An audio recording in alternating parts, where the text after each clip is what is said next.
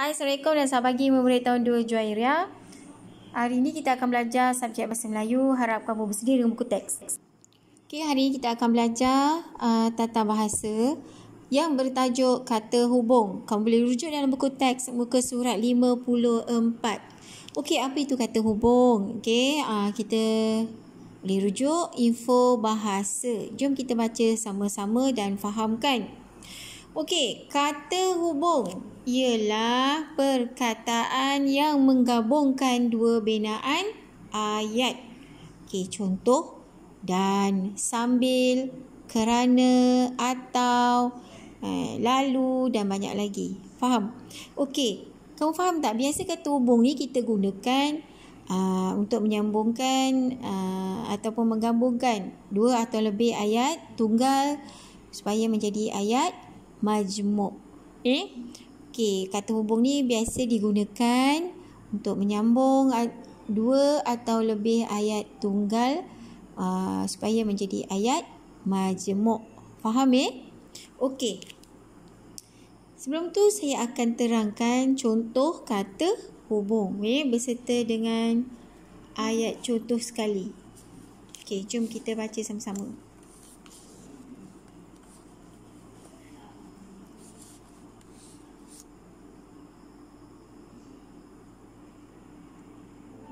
Okey, lihat di sini. Okey, jom kita lihat dan belajar contoh kata hubung. Okey, kata hubung yang pertama dan. Okey, dan kita gunakan untuk menggabungkan ayat yang mempunyai unsur yang sama. Okey, ayat contoh yang pertama. Okey, ini ayat tunggal tunggal pertama, ayat tunggal kedua. Rizal ada pensel. Yang kedua, Rizal ada buku. Kata hubung yang kita gunakan ialah dan. Jadi Rizal ada pensel dan buku.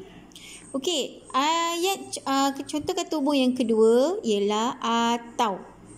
Kita gunakan atau.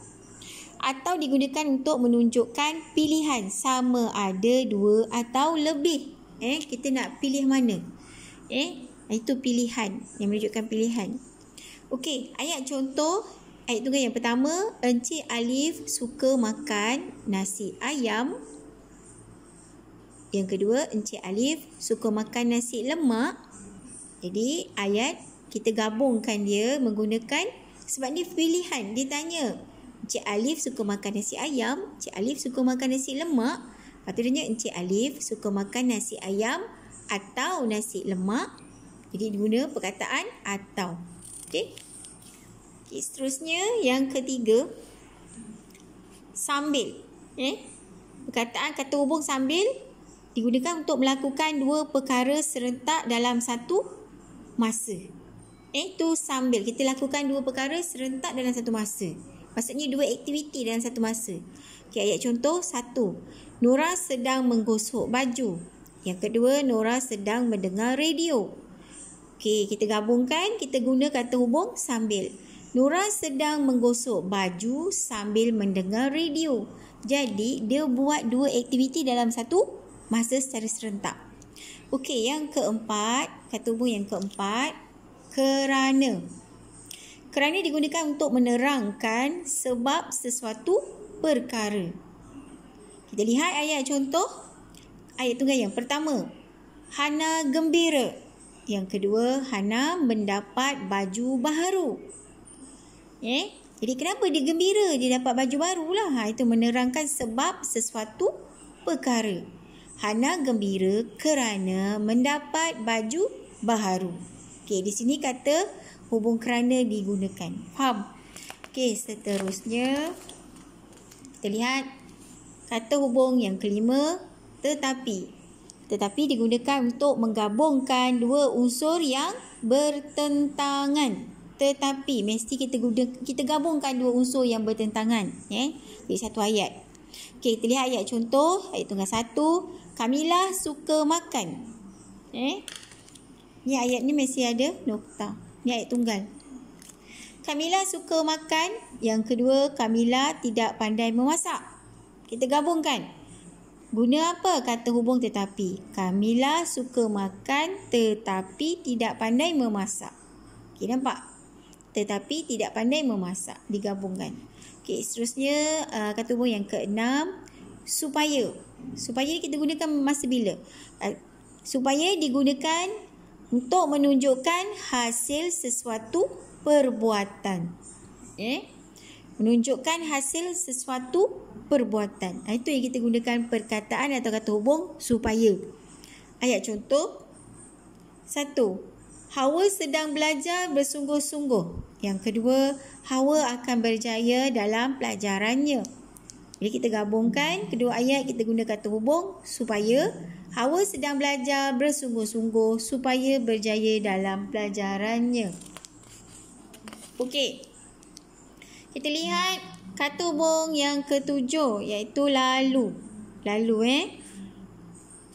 Lalu ni digunakan untuk menunjukkan dua perbuatan dilakukan secara berturut-turut. Dilakukan secara berturut-turut. Bukan serentak, maksudnya lepas ni dia terus buat yang lain. Dia buat dalam satu masa. Faham? Okey, ayat contoh. 1. Ayah membeli hadiah. Yang kedua, ayah memberikannya kepada Zara. Okey. Bila kita gabungkan ayat, ayah membeli hadiah lalu memberikannya kepada Zara. Nampak kata hubung lalu digunakan. Okey, sekarang saya harap kamu faham jadi jenis kata hubung beserta contoh, ayat contoh yang telah saya beri dan terangkan tadi. Okey, sekarang kita cuba baca buku teks bersama-sama. Okey.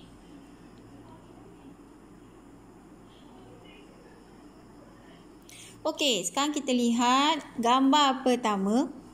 Lihat gambar pertama ni. Okey. Klinik Pergigian Dr. Huda, cantik dan sihat. So, kita baca teks cantik dan sihat yang bertajuk cantik dan sihat. Okey. Hana ditemani oleh ayahnya ke klinik pergigian Dr. Huda untuk membuat pemeriksaan gigi. Hana keluar dari kereta lalu berjalan bersama dengan ayahnya ke klinik. Maksudnya dilakukan berturut-turut. Melakukan secara berturut-turut. Lepas dia keluar kereta, dia terus berjalan bersama dengan ayahnya ke klinik. Iaitu digunakan perkataan lalu. Kata hubung lalu. Mereka berjalan sambil berbual-bual. Nampak sambil berbual-bual. Jadi saya harap kamu faham perkataan tu maksudnya melakukan dua perkara serentak dalam satu masa. Maksudnya kita guna sambil. Kena faham. Sambil melakukan dua perkara serentak dalam satu masa. Ingat serentak. Kalau lalu berturut-turut, lepas buat ni kita buat tu. Macam tu. Okey, seterusnya lihat gambar kedua pula. Gambar yang ni. Dia baca surat khabar ni ayah dia. Dr. Huda, lihat. Doktor memeriksa gigi Hana di dalam bilik rawatan. Ayahnya menunggu di luar bilik rawatan. Okey, tempat kosong membaca surat khabar. Apa perkataan yang sesuai? Ayah menunggu di luar bilik rawatan membaca surat khabar. Maksudnya dia lakukan dua perkara serentak. Melakukan dua perkara serentak dalam satu masa. Jadi perkataan yang sesuai ialah apa? Sambil. Faham? Sambil. Letak kat sini. Jadi ayahnya menunggu di luar bilik rawatan sambil membaca surat khabar. Dia tunggu sambil baca. Dia lakukan dua perkara dalam satu masa. Maksudnya dia lakukan dua perkara serentak. Okey, sekarang lihat gambar 3. Lihat gambar 3. Okey. Kamu lihat di sini ayat tunggal. Ayat tunggal 1, ayat tunggal 2. Gigi Hana bersih. Ayat tunggal 2, gigi Hana cantik. Kemudian digabungkan gigi Hana bersih dan cantik. Jadi dan ni kita gunakan pada bila? Dan kita gunakan untuk menggabungkan ayat yang mempunyai unsur yang sama. Unsurnya sama. Okey, gunakan dan. Sekarang kita lihat ayat tunggal seterusnya. Pada gambar 3 ni. Doktor memuji Hana. Awak lihat ni. Dia tanda tangan macam ni. Maksudnya baguslah. Doktor memuji Hana. Hana menjaga giginya dengan baik. Apa kata hubung yang sesuai kat sini? Okey, doktor memuji Hana. Hana menjaga giginya dengan baik. Jadi, cuba kita lihat. Apa yang sesuai? Cuba kita lihat kerana. Menerangkan sebab sesuatu perkara. Jadi, kenapa dia puji Hana? Sebab Hana menjaga giginya dengan baik. Jadi, kata hubung yang sesuai ialah kerana. Dia macam mana nak tulis ayat tu? Okey, cara kita menulis ayat untuk yang tadi ni. Okey.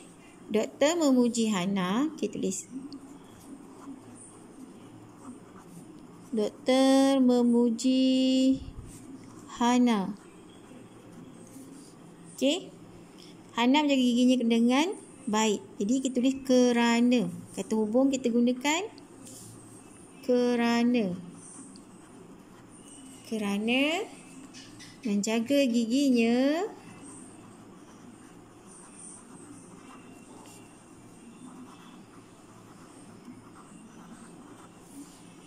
dengan baik.